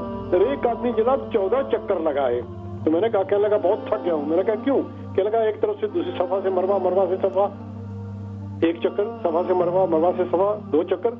میں نے کہا بھائی آپ نے تو 14 چکر لگا، یہ کیا کیا آپ نے؟ تو اس کے لیے یہ آپ جو کام کر رہے ہیں، خدا تعالیٰ آپ کو اس کی جزا دے۔ آمین آمین آمین یا رب۔ یہ بہت ہی ضروری تھا، بہت ضروری تھا، خدا آپ کا بھلا کرے، اور سب عید مبارک سب کو۔ خیر مبارک، جزاکم اللہ خیر، بہت شکریہ بہت شکریہ۔ جی ناظرین کرام جی ایک کال کو شامل کر لیتے ہیں۔ السلام علیکم۔ وعلیکم السلام ورحمۃ اللہ وبرکاتہ۔ بیٹے آج آپ کا پروگرام بہت ہی اچھا ہے، الحمدللہ الحمدللہ۔ تو میں آپ سے ایک درخواست کرنا چاہتی تھی، ہمارا ایک بھتیجا ہے جو لیڈ میں رہتا ہے، تو وہ بہت بیمار ہے، اس کو کوئی غیر کی بیماری ہے جس کا زیادہ ڈاکٹر کو نہیں پتہ چل رہا ہے، تو میں سب سے درخواست کرتی ہوں جو بھی کیا نام ہے اس کا؟ کیا نام ہے اس کا؟ نام ہے وسیم خان۔ وسیم خان جی، انشاءاللہ آج آخر میں ہم انشاءاللہ دعا کریں گے، تو انشاءاللہ وسیم خان کے لیے ہم اسپیشل دعا کریں گے، انشاءاللہ بیمار ہے انشاءاللہ۔ بہت چھوٹی عمر کا ہے، اور بس کتنے سال کے ہیں وہ 40 سمتھنگ ہے، 44 اور 45 سمتھنگ۔ اللہ کریم اپنے خاص کرم فرمائے، اور ان ذی الحجہ کے ان بابرکت ایام کے طفیل اللہ تبارک و تعالیٰ انہیں شفائے کلی، شفائے تامہ نصیب فرمائے۔ آپ بھی اپنی دعاؤں میں یاد رکھیں۔ بہت شکریہ کال کرنے کا، جزاکم اللہ خیرہ۔ نیکسٹ کالر، السلام علیکم۔ السلام علیکم. وعلیکم السلام. جی ماشاءاللہ. میری بہن کون اور کہاں سے؟ جی مولانا صاحب میں فرانس سے بول رہی ہوں, مسز نعیم بات کر رہی ہوں. جی ماشاءاللہ. میں نے آپ سب سے پہلے تو آپ کو ذی الحج کا چاند مبارک ہو. خیر مبارک ہو. آپ کے لیے بہت برکتیں دے اور ہم اس کے بدلے ہمیں بھی. اور مولانا صاحب میں نے پوچھنا تھا کہ مجھے پتا چلا کہ جو ہمارے بزرگ والدین وفات پا چکی ہیں ان کی ہم قربانی نہیں کر سکتے نا, تو کیا آپ مجھے یہ بتائیں کہ ہم جو ہمارے والدین دادا دادی میری ماما پاپا فوت ہو چکی ہیں ہم ان کے نام کی قربانی کر سکتے ہیں؟ بالکل کر سکتے ہیں. دیکھیں ہمارے پیارے نبی صلی اللہ علیہ وسلم نے, میں نے بھی سفر حج بیان کیا, نبی کریم صلی اللہ علیہ وسلم نے 100 قربانیاں کی, 63 اپنے ہاتھ سے کی. تو یہ امت کی طرف سے بھی قربانیاں کی نبی کریم صلی اللہ علیہ وسلم نے. تو اس سے یہ پتہ چلا کہ اپنے آباء و اجداد کی طرف سے سبحان اللہ ان کے ایصال ثواب کے لیے قربانی کر سکتے ہیں. ٹھیک ہے. کیسے کرتے ہیں؟ یعنی کہ ان کے لیے ان کے نام پر قربانی کے پیسے دیتے ہیں. دیکھیں یہاں UK یورپ میں اور اس کے علاوہ آپ پاکستان میں جہاں کہیں بھی آپ جانتی ہیں تو وہاں ان کی طرف سے ان کے نام سے قربانی کر دیں. یا اللہ یہ قربانی جو میں پیش کر رہی ہوں یہ تیری رضا تیری خوشنودی کی خاطر, لیکن یا اللہ اس کا ثواب جو ہے میرے فلاں عزیز, میرے والد صاحب, میری والدہ صاحبہ یا یا حضور اکرم صلی اللہ علیہ وسلم کی تمام امت کو ایصال ثواب کر دیں. ٹھیک ہے. بہت شکریہ کال کرنے کا. Next caller. السلام علیکم. وعلیکم السلام رحمۃ اللہ وبرکاتہ. جی ماشاءاللہ. کون اور کہاں سے؟ جی میں لندن سے بول رہی ہوں. ماشاءاللہ. کیا نام ہے؟ میں نے نام بتانا چاہتی. اچھا ٹھیک. اچھا بیٹے میرا چھوٹا سا سوال ہے, یہ جو قربانی کرتے ہیں جینٹس جو فیمیل ہے, جی ٹھیک ہے, وہ نا ناخن نہیں کاٹنے اور بال نہیں کاٹنے, شیو کر سکتے ہیں کہ نہیں کر سکتے؟ دیکھیں یہ مستحب عمل ہے. مستحب عمل یہ ہوتا ہے کریں تو ثواب ہے, نہ کریں تو گناہ نہیں ہے, پکڑ کوئی نہیں ہے. اب اس میں بھی سمجھنے کی باتیں ہیں. ایک شخص ہے اس نے قربانی کی نیت کی ہے, اب اس نے قربانی کرنے کی نیت کی ہے تو اب اس نے قربانی سے چاند نظر آ گیا, اس کو پتہ ہی نہیں تھا, اس کے بال بڑے ہوئے ہیں, اس کے زیر ناف زیر بغل بال اور ناخن اس کے بڑے ہوئے ہیں. اب اس کے بال اتنے بڑے ہوئے ہیں کہ اس پر ضروری ہے کہ اس کی صفائی کرنا, تو اگر 40 دن سے زیادہ ہیں تو وہ گناہگار بھی ہوگا. تو اب اس پر واجب ہے کہ وہ صفائی کرے نہ کہ مستحب عمل کو اختیار کرے. تو ہمارے لوگ بس اوقات یہ کہتے ہیں کہ اب ہم قربانی کر رہے ہیں تو اب ہم یہ کریں, تو اب ناخن بھی بڑے ہوئے ہیں, بہت بڑے بڑے ناخن ہو گئے, اچھا اب جو ہے باقی صفائی ہے. تو یہ ذہن میں رکھیں. اب ان کے لیے ضروری ہے کہ اگر بال بہت زیادہ بڑے ہیں تو صفائی کرنا ان پر ضروری ہے, نہیں تو وہ گناہگار ہوں گے. اور اس کے علاوہ اگر کریں تو ثواب ہے, نہ کریں تو کوئی حرج نہیں ہے, کوئی مستحب عمل ہے. ٹھیک ہے. بس ایک اور کالر. السلام علیکم. جی السلام علیکم. وعلیکم السلام ورحمۃ اللہ وبرکاتہ. جی ماشاءاللہ ماشاءاللہ ماشاءاللہ. ہماری مسز حسن ماشاءاللہ. خیریت سے ہیں آپ؟ ٹھیک ہیں؟ اللہ کا شکر ہے بیٹا. بڑے مدتوں کے بعد, بڑے عرصے کے بعد آپ کی آواز سننے کو ملی. میں نا یہ سن رہی تھی آپ کا بیان, اچھا سن رہی تھی تو رو رہی تھی ساتھ ساتھ. اتنا پیارا آپ کر رہے ہیں پروگرام, تو میں تو سخت ہو گئی. اللہ کا تبارک و تعالیٰ آپ جیسی محبت ہم سب کو بھی نصیب فرمائے اور ہمارے دلوں کی کیفیت ایسی فرما دے کہ دعاؤں میں یاد رکھیں. انشاءاللہ ضرور. آپ بھی دعاؤں میں یاد رکھیں. اللہ کریم آپ کا سایہ شفقت سلامت رکھے اور آپ جیسی محبت حرمین شریفین سے اللہ کریم ہمیں بھی نصیب فرمائے اور ہمارے دل کی دنیا کو اللہ کریم آباد فرمائے. بہت شکریہ, بہت شکریہ. اللہ حافظ. آپ کی طبیعت کیسی ہے؟ میں ٹھیک ہوں, اللہ کا شکر ہے. بس یہ پروگرام سن رہی تھی نا تو میں بے جان ہو گئی. کیا بات ہے, حرمین شریفین کی تو کیا بات ہے نا. بس جو حالات زندگی میرے نبی نے گزارے ہیں وہ تو ہم پہ تو ایک بھی وہ ایسی مصیبت نہیں آئی. اس کے باوجود بھی ہمارے دین سے دوری ہے. اللہ اکبر. دعا فرمائیں کہ اللہ تبارک و تعالی امت مسلمہ کو, سب سے پہلے مجھے اور اس کے بعد ہم سب کو جو ہے دین متین پر استقامت اور دین پر چلنے کی توفیق نصیب فرمائے. آمین آمین. بہت شکریہ, آپ کی آواز سنی بہت خوشی ہوئی. جزاکم اللہ خیر و احسن الجزاء. تو ناظرین کرام دیکھیں آقا علیہ الصلوۃ والسلام نے, میں اصل میں تھوڑا سا وادی عتیق اور وادی محصر اور اس کے میں تھوڑا سی وادی بطحہ, اچھا تھوڑا سا میں آپ کو یہ بتاتا ہوں. دیکھیں صرف میں سیدنا عائشہ صدیقہ رضی اللہ مقام صرف ہے وادی صرف، یہاں پر سیدنا عائشہ صدیقہ رضی اللہ تعالیٰ عنہ کو خواتین کے وہ بیماری جو منتھلی ایام ہے یہاں پہنچی، تو سیدنا عائشہ صدیقہ رضی اللہ تعالیٰ عنہ کو شرعی عذر جو ہے لاحق ہوا، اب بہت پریشان ہوئی اور رونے لگی. آپ صلی اللہ علیہ وسلم کی تشریف لائیں، آپ صلی اللہ علیہ وسلم خیمے میں تشریف لائے تو ان کو روتا دیکھ کر پوچھا کہ کیا پریشانی ہے، تو کہنے لگی یا رسول اللہ صلی اللہ علیہ وسلم میرا تو سفر بیکار ہو گیا، حج کا وقت قریب آیا اور مجھے ایام شروع ہو گئے. آپ صلی اللہ علیہ وسلم نے ان کو تسلی دی اور فرمایا یہ ساری ہی خواتین کو یہ عذر پیش آتا ہے، اس میں پریشانی کی کوئی بات نہیں، اللہ کی طرف سے ہے. اور یہ حدیث مبارکہ صحیح بخاری کے اندر ہے، کتاب الحیض کے اندر جو ہے، اور یہاں تک کہ پورا ایک باب امام بخاری رحمہ اللہ نے اس کا باندھا ہے. بہرحال مقام صرف میں پہنچ کر صحابہ رضوان اللہ تعالیٰ علیہم اجمعین نے جو قربانی نہیں لائے تھے وہ مکہ مکرمہ پہنچ کر عمرے کا احرام اپنا کھول دیں، اور یہاں تک کہ حج تمتع وغیرہ. بہرحال میں یہاں ذکر کرنا مقصد یہ ہے کہ اس کے بعد دیکھیں آج امت مسلمہ کے لیے بہت سے ایسے لوگ ہیں جو مسجد جورانہ سے عمرہ ادا نہیں کرتے، تھوڑا سا دور ہے. مسجد عائشہ سے اکثر لوگ، ہم جتنے حنفی ہیں ہمارے لیے یہ میقات ہے، اور ماشاءاللہ اکثر جو ہے ماشاءاللہ مسجد تنعیم جاتے ہیں، مسجد عائشہ جاتے ہیں، وہاں سے احرام باندھ کے ماشاءاللہ عمرہ کر کے آ جاتے ہیں، مزے لوٹتے ہیں ماشاءاللہ. ہر 2-2.5 گھنٹے میں ماشاءاللہ ایک عمرہ ہو جاتا ہے ماشاءاللہ، دن میں 2-3 کتنے عمرے کرتے ہیں ماشاءاللہ، یہ سعادت ہے. اور پھر ایک کالر کو شامل کرتے ہیں. السلام علیکم. وعلیکم السلام ورحمۃ اللہ. جی ماشاءاللہ، کون اور کہاں سے؟ میں جمیل بات کر رہا ہوں کلفوٹ لندن سے. جی ماشاءاللہ جمیل بھائی، خیریت سے؟ آپ ٹھیک ہیں؟ بس شکر اللہ کا. آپ نے عرفات کی یاد دلا دی، بس رونا شروع کر دیا آپ نے. اور بس دعا کرتے ہیں تمام امت کے لیے، اللہ تعالیٰ مسلم امت کو بھی ہمیں سب کو وہ نصیب کرے، اور اللہ تعالیٰ ایمان کی حالت رکھے اور ایمان کی حالت موت نصیب کرے. آمین آمین. بس آپ کا شکریہ ادا کرنا تھا کہ آپ نے یہ جو بڑا سینٹیمنٹل انداز میں بیان کیا ہے، اللہ قبول کرے. آمین اللہم آمین. السلام علیکم. وعلیکم السلام. ناظرین کرام، میں عرفات کے حوالے سے بھی ذکر کرتا ہوں. عرفات میں دیکھیں 9 ذی الحجہ، اب نبی کریم، اچھا عرفات کو عرفات کیوں کہتے ہیں؟ اس میں مختلف اقوال میں نے ذکر کیا، جیسے قول کی ذکر کیا، حضرت آدم علیہ السلام اور حضرت حوا سلام اللہ علیہ کی آپس میں جو ہے وہ پہچان ہوئی، چلتے چلتے یہاں پر آئے اور ایک دوسرے کو پہچانا عرفات میں، اور اس کا نام عرفات پڑ گیا.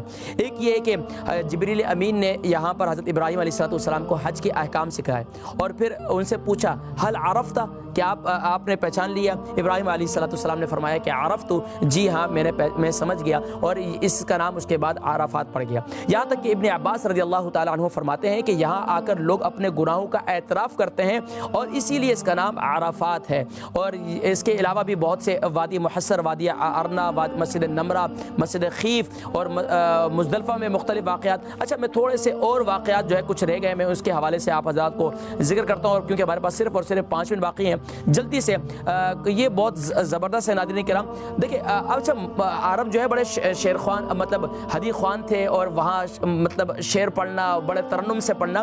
جب یہ قافلہ نکلا تو صحابہ میں نبی کریم صلی اللہ علیہ وسلم نے حدیث خوان جو ہے ان سے پوچھا، یعنی اونٹوں کے قافلے میں عرب کے یہاں ترنم سے اشعار پڑھنے کا بڑا شوق تھا، اور اس میں جو ہے وہ سفر کو خوشگوار بنانے کے لیے، سفر کو بہتر بنانے کے لیے.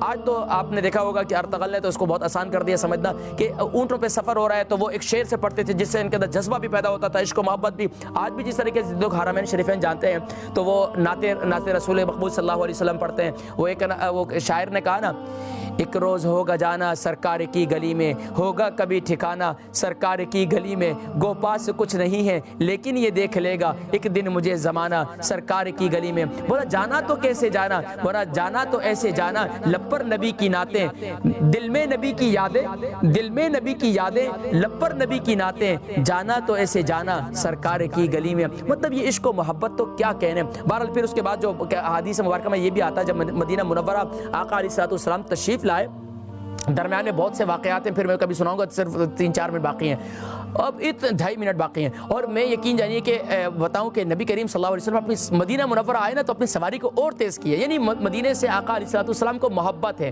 تو اس لیے مدینہ جیسے جب بھی آپ جائیں حرمین شریفین اور مکہ مکرمہ سے مدینہ منورہ جب آئیں تو اس وقت آپ کی بھی کیفیت ہو مدینہ قریب آ رہا ہے. مدینہ انسان صرف اس وقت یہ سوچے کہ میں اس بارگاہ میں پہنچنے والا ہوں کہ جس بارگاہ میں صرف اگر کوئی یعنی سارے نبیوں کے عہدے بڑے ہیں لیکن آقا کا منصب جدا ہے. سارے نبیوں کے عہدے بڑے ہیں لیکن آقا کا منصب جدا ہے. یعنی کہ ہمارے پیارے نبی صلی اللہ علیہ وسلم کی ذات، یعنی سب سے پہلی ذات کس کی؟ اللہ رب العالمین کی. ان کی بات کون سی ذات ہے؟ پیارے نبی صلی اللہ علیہ وسلم کی. بندہ صرف یہ سوچے کہ میں اس بارگاہ میں پہنچنے والا ہوں جس سے پہلے جو ہے صرف اللہ کی ذات ہے، تو اس بارگاہ تک پہنچنے کے لیے کم سے کم جب جیسے بلد سبحان اللہ شہر مدینہ آئے تو اس میں جو ہے خوب ایک تڑپ ہونی چاہیے. اچھا مکہ مکرمہ کے حوالے سے بھی کبھی میں انشاءاللہ ذکر کروں گا. جب آپ مکہ مکرمہ پہنچے تو اس وقت آپ کی کیا کیفیت ہونی چاہیے؟ اس وقت کیا کیفیت ہونی چاہیے کہ یہاں پر سبحان اللہ پلک جھپکنے پر ہی اللہ تبارک و تعالیٰ ساری جتنی تمہاری آرزویں تمناؤں کو پورا فرما دیتے ہیں. اچھا میں جلدی سے ایک بات کر کے نقطہ بیان کر کے آپ کو آگے کی طرف بڑھوں گا. ناظرین کرام یقین جانیے، دیکھیں مختلف لوگ جو ہے مختلف دعائیں کرتے ہیں جب بیت اللہ کو دیکھتے ہیں. آج میں آپ کو ایک اتنی پیاری بات کرنے جا رہا ہوں کہ آپ سن کر حیران ہوں گے اور مزہ آئے گا آپ کو. دیکھیں مختلف لوگ کہتے ہیں، کوئی کہتا ہے کہ کعبۃ اللہ کو دیکھو تو یہ مانگو، دنیا مانگو، آخرت مانگو، کوئی یہ. قربان جائیے امام اعظم ابو حنیفہ رحمہ اللہ سے کسی نے پوچھا حضرت یہ بتائیں کہ کعبۃ اللہ کو دیکھ کر کیا دعا مانگنی چاہیے؟ فرمایا کہ کعبۃ اللہ کو دیکھ کر یہ دعا کرو اپنے مستجاب الدعوات ہونے کی، یا اللہ جو دعائیں میں تجھ سے کر چکا ہوں، جو دعائیں تجھ سے آئندہ کروں گا یا اللہ، اور جو دعائیں تجھ سے کر رہا ہوں یہ ان کو قبول فرما. یعنی کہ اس کا حال ہی ہو گیا اس کے بعد جتنی دعائیں کریں سبحان اللہ. تو فرمائے کہ اپنے مستجاب الدعوات ہونے کی دعا کرو. اور قربان جائیے امام اعظم ابو حنیفہ رحمہ اللہ سے کہ دیکھیں انہوں نے مدینے میں رہنے کو سب نے پسند کیا. امام مالک رحمہ اللہ وہ جو ہے ساری زندگی مدینہ منورہ میں رہے، اور ادب کا کیا تقاضا تھا، ہم کتنے بے ادب ہیں ہمیں اس کا اندازہ ہوگا. یہاں تک کہ امام مالک رحمہ اللہ اگر کوئی کتاب درس حدیث دیا کرتے تھے وہاں پر مدینہ منورہ کے اندر، ان کے ورق پلٹنے کی آواز نہیں آتی تھی، ورق پلٹنے کی آواز نہیں آتی تھی، اور اللہ اکبر اتنا ادب کیا کرتے تھے. اور ہمارے ایک بزرگ فرمانے لگے کہ لوگ مدینے میں جاتے ہیں اور مسجد سے نبی سے باہر نکلتے ہیں زور سے جو ہے وہ چپل پھینکتے ہیں. فرمایا کہ یہاں پر یہ وہ مقام ہے ان تحبط اعمالکم وانتم لا تشعرون، یہاں تمہارے سارے اعمال ضائع ہو جائیں گے، تمہیں شعور ہی نہیں ہوگا. تو ناظرین کرام سب سے بڑی چیز ہے ادب، قرینہ ہے سب قرینوں میں سب سے پہلے. بہرحال ناظرین کرام ادب جو ہے با ادب با نصیب، بے ادب بے نصیب. اللہ تبارک و تعالی ہم سب کو سچی محبت کے ساتھ کامل اتباع کی توفیق نصیب فرمائے. ناظرین کرام رات انشاءاللہ اس کے بعد ہماری انشاءاللہ لائیو چیریٹی اپیل ہے، رات گئے تک انشاءاللہ ہماری لائیو چیریٹی اپیل ہوگی، تو انشاءاللہ آپ سے ملاقات ہوگی انشاءاللہ 7:30 بجے. اپنے دعاؤں میں یاد رکھیے گا. اللہ تبارک و تعالی ہم سب کو جو ہے استقامت فی الدین نصیب فرمائے، اور ہمارے وسیم خان کو اللہ کریم شفائے کلی نصیب فرمائے. السلام علیکم ورحمۃ اللہ وبرکاتہ.